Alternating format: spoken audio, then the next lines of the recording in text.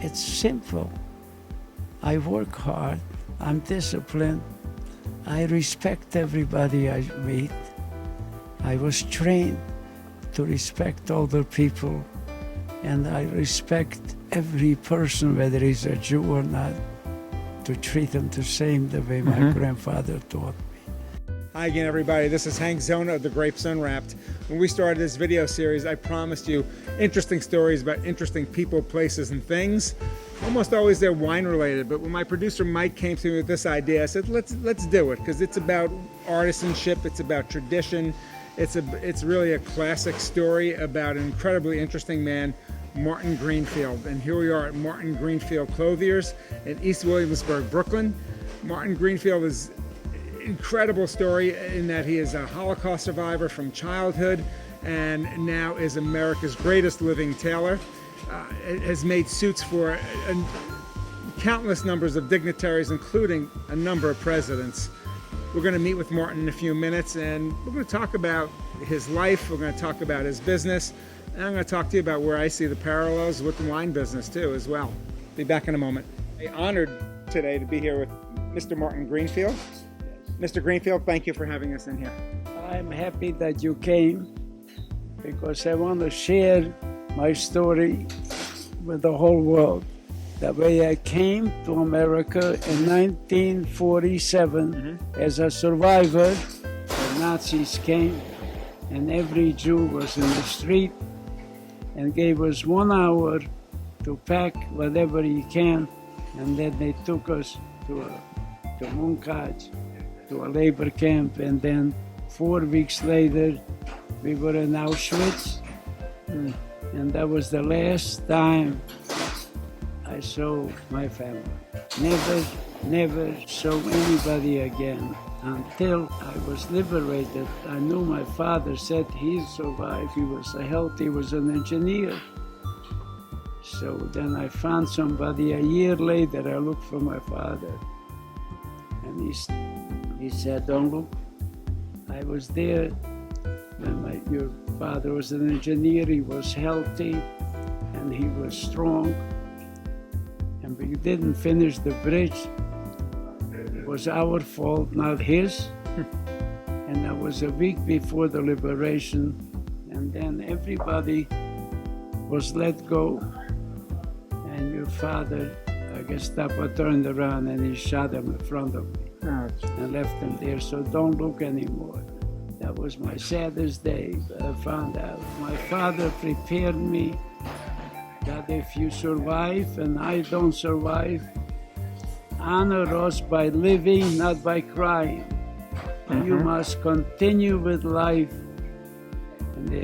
And the other thing he taught me, I was a happy kid. He says, you're a happy kid, so you have to smile that you're happy.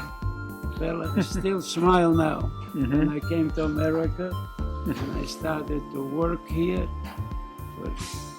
it was the biggest company, 3Gs. And I started as a floor boy for $35.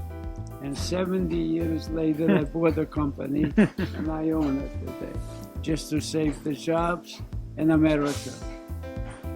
I love what I do. That's why I'm still working here. You wouldn't find many people that work 70 years on a job or on a place or like this, because we made the best suits in the world, and we still do. But now we shifted. We don't sell any stores, only direct to the public. Okay. It broke my heart because I used to go to measure these people. I worked with Saks Fifth Avenue. I worked with Neiman Marcus for 60 years. I worked with a costume shop. I worked with Brooks Brothers. Quality with intrinsic value. What does intrinsic value mean, Mr. Goldman? He explained me what it is. Value to the customer.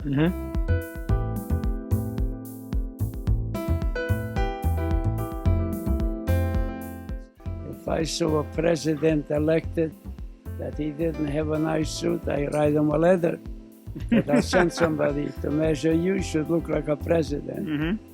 And they all answer. They want to look like president, and we do make them look. You were telling me that a lot of the suits you're doing aren't for individual customers now, but they're for TV and movies. For example, you did all these suits for the HBO show Boardwalk Empire, correct? But the Boardwalk Empire, we made maybe about 160 tailors. I mean actors. Wow. That guess what? My son Jay measured. First I started, but he measured all of them because he has to.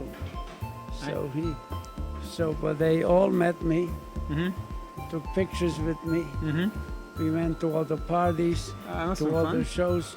It was very exciting.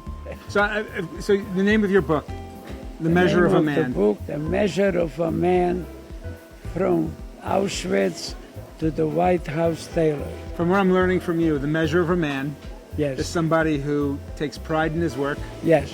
takes great pleasure in his family, Yes. takes great pleasure in living his life fully and happily every day, correct? So that's my life.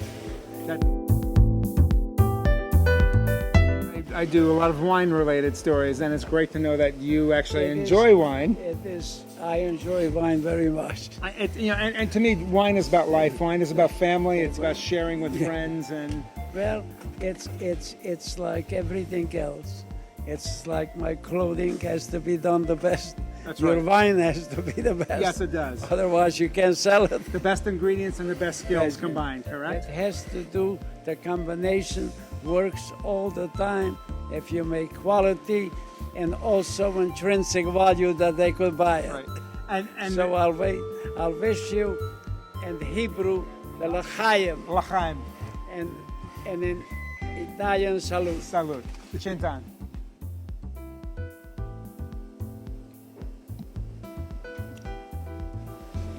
It's good. Someone was nice enough to give me this bottle. It's a Beau Castel Chateau Nuftapop from Delicious. 2001. It's one of my favorite wines, and I thought it would be a special wine to share with a special meaning with I'll take the you. bottle away from you. Well, I'll give you a bottle. You give me one of these suits. It's delicious. It is delicious, and it's just nice to share it. This has been a fascinating day with a fascinating man, and I really appreciate the opportunity to be in here. This is Hank Zona of the Grapes Unwrapped. Join me next time when we talk about wine and life and all other kinds of interesting things. Mr. Greenfield, one more time. I L'chaim. enjoyed meeting both of you. Great. L'chaim again. Thank you. Thank you. We'll see. L'chaim. Salud. See you again soon.